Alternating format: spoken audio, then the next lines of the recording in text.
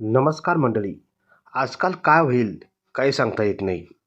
तर मित्रांनो, नलिनी नलिनी ही चांगल्या घराची होती आणि चांगल्या घराची असताना चांगल्या नोकरीतसुद्धा होती आणि तिचा नवरासुद्धा चांगल्या कंपनीत मॅनेजर होता. दोघांचा संसार मस्त चालला होता. पण एकदा पॉवरची गोळीची लत लागली तर बाई लय लाडावर येते, हे नक्कीच. या पॉवर गोळीचा शेवट कसा होईल हे तिलाही कळलं नाही आणि तिच्या नवऱ्यालासुद्धा कळलं नाही. तर मित्रांनो, नलिनी ही चांगल्या कंपनीत कामाला होती आणि तिला पगारही चांगला होता आणि तिच्या नवऱ्यालासुद्धा तो दुसऱ्या कंपनीमध्ये काम करत होता. तो सुद्धा मॅनेजर म्हणून पोस्टिंगमध्ये होता. त्यालासुद्धा पगार चांगला होता. सन 2007मध्ये यांचं लग्न झालं. चांगला संसार चालला होता आणि याच संसारामध्ये त्यांना 2 लेकरं झाली. एकीचं नाव सांगायचं म्हटलं तर मुलगी पहिली, तिचं नाव होतं सुजाता आणि मुलाचं नाव होतं सुमित. हे 2 लेकरं त्यांना झाली होती. आता त्याच्या लग्नाला कमीत कमी 10 ते 12 वर्ष झाली होती. आता त्याचा संसार चांगला चालला होता. पण बाईला पॉवरची गोळीची लत लागली तर काही होऊ शकतं. तर अशीच ही घटना घडली.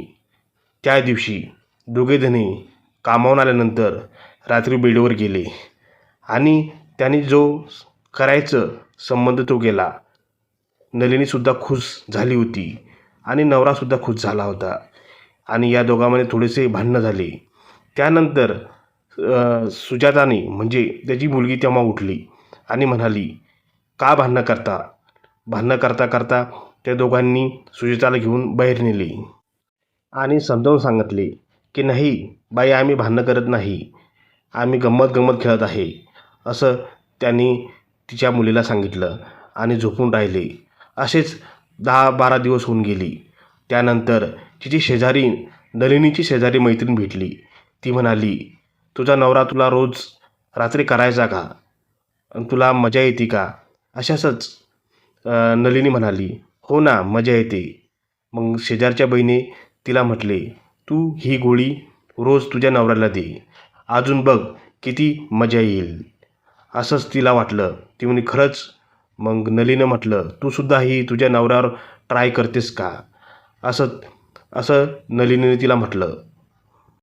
त्यानंतर तिच्या डोक्यात उजेड पडला आणि तीसुद्धा त्या रात्री बसून तिच्या नवऱ्याला गोळी द्यायला लागली.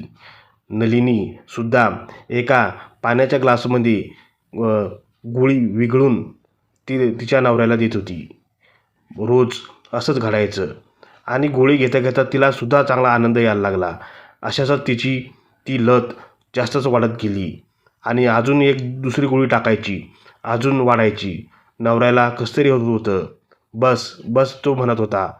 पण ही गोळीने त्याला काही सोडले नाही आणि तिलासुद्धा चांगलीच लत लागली होती. तिची इच्छा पूर्ण होतच नव्हती. पण काय करणार नवरा? तिला समजलं होतं की हे मला काहीतरी पाण्यामध्ये देत आहे. त्यानंतर असे दिवस निघून गेली.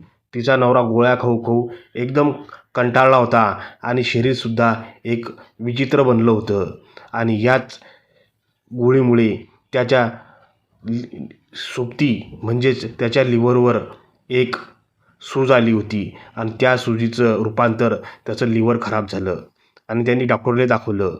डॉक्टरनं सांगितलं की तुमचं हे लिव्हर खराब झालेलं आहे.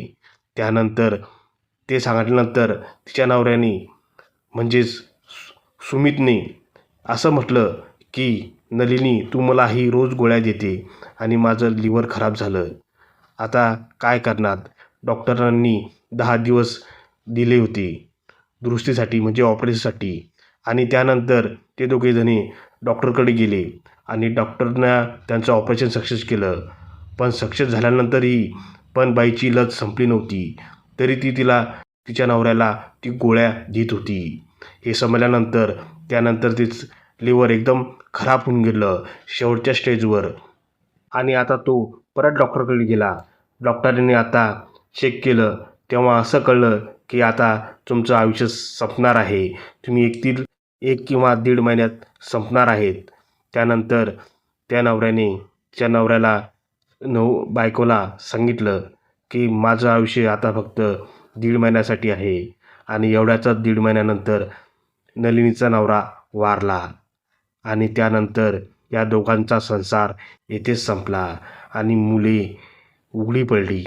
त्यानंतर काय होईल हे नक्कीच आपल्या कमेंटमध्ये नक्कीच सांगा.